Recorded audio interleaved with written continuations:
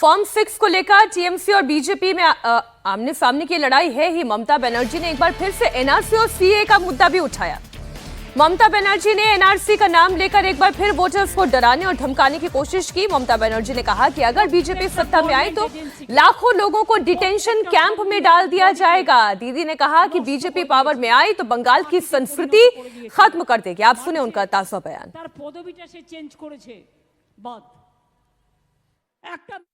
তৃণমূল কংগ্রেস না জিতলে আপনার ভাষা থাকবে না, আপনার বাসস্থান থাকবে না, আপনার ঠিকানা থাকবে না, আপনার ব্যবসা থাকবে না, আপনার মাছে ভাতে থাকবে না, আপনার নিজের খাদ্য থাকবে না, সব কেড়ে নেবে।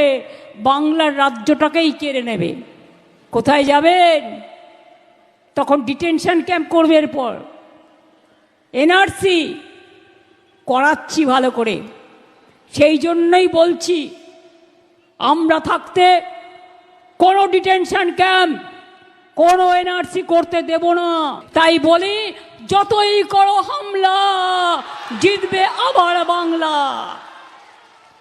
যতই করো হামলা তৃণমূল জিতবে বাংলা।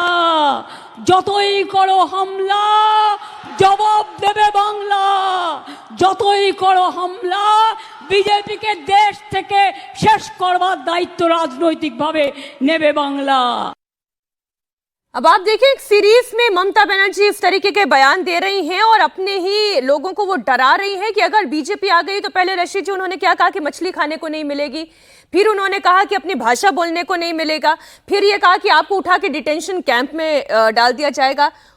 ये तो वो डरा रही है, शुद्ध रूप से डरा रही है। ना मछली पर रोक है, ना भाषा पर रोक है, और बंगाली को निकाल के बंगाल से बाहर कहां ले जाएंगे? कौन से डिटेंशन कैंप में डाल देंगे? मीनाक्षी जी देखिए, राजनीति में हमारे यहाँ एक संस्कृति है कि सब कुछ जायज है और उसी का ये प्रतिनिधित्व कर रही है जिस तरह की भाषा का इस्तेमाल कर रही है। लेकिन अभी जैसे हमारे मित्र अजीत जी भी कह रहे थे संवाद में कि देखिए तरह तरह की बातें होती है। लोगों ने ये भी कहा कि आपका वो होगा, अगर अमुक राजनीतिक दल आ जाएगा तो आपका मंगलसूत्र छिन जाएगा, बटोगे तो कटोगे। बहुत सारी ऐसी बातें कही जाती है जो राजनीतिक रूप से वो उसको जायज ठहराया जाता है। तो ममता बनर्जी वही कर रही है। देखिए वक्ता बहुत अच्छी है और ऐसी मुद्दे उठा रही हैं जो संवेदनशील मुद्दे हैं, जो लोगों के ऊपर एक प्रभाव छोड़ते हैं। तो इसका भी नरेंद्र मोदी जी और अमित शाह जी इसकी काट लेके आएंगे।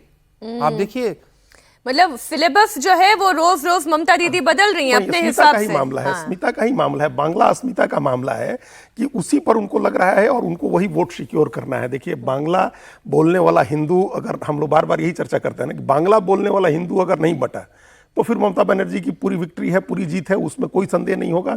और बांग्ला बोलने वाला हिंदू अगर बट गया, मतलब जो गैर बांग्ला भाषी हिंदू है वो बीजेपी को समर्थन करता है।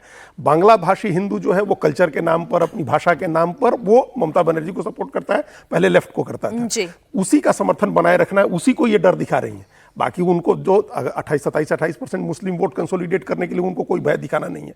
अब इसमें आप अगर कोई पूछे उनसे कि भाई एनआरसी अगर कोई हिंदू है और बांग्लादेश से आया है तो उसको कैसे निकालेंगे? सरकार तो खुद ही कह रही है कि हम सीए ले आए तुमको नागरिकता दे देंगे, तो उसको क्या डर है? बिल्कुल ठीक, उसको तो कोई डर नहीं है। लेकिन एक चुनाव का मुद्दा होता है, एक डर दिखाने का मुद्दा होता है और उसमें बार बार वो अपील कर रही है बांग्ला बांग्ला बांग्ला। वही है, अंडर कॉन्फिडेंट ममता बनर्जी तो कभी भी नहीं रही। फियर फैक्टर है, नहीं होता है हमेशा चुनाव में, और फियर फैक्टर रहता है, नेता में रहना चाहिए, ये जरूरी होता है। नहीं तो फिर वो कॉम्प्लेसेंट हो जाता है, वो लापरवाह हो जाता है और लापरवाही जानलेवा हो जाती है, फिर आप चुनाव हार जाते हैं। देखिए कितनी विषम परिस्थितियों से वो हर फ्रंट पे लड़ रही है, एक अकेली, मतलब वो वही तो दिखाना चाह रही है कि मैं ईडी से भी लड़ रही हूँ, मैं इलेक्शन कमीशन से भी लड़ रही हूँ, मैं सीबीआई से भी लड़ रही हूँ, मैं मोदी और शाह से भी लड़ रही हूँ। चुनाव में मीनाक्षी देखिए बड़ा महत्वपूर्ण होता है अगर आप ऐसे अपने आप को प्रोजेक्ट करें। और फिर मैं कहूंगा कि गुजरात के चुनाव से लेकर 2002 के चुनाव से देखिए नरेंद्र मोदी जी ने भी इसका बहुत अच्छे तरीके से उपयोग किया है। तो हमेशा एक कि मतलब मैं फैक्ट इंदिरा गांधी ने भी किया, पूरी राजनीति से भरी हुई है और ये कोई ममता बनर्जी अपवाद नहीं है। तो बहुत ही उनके सदी हुई मतलब वो चाल चल रही है।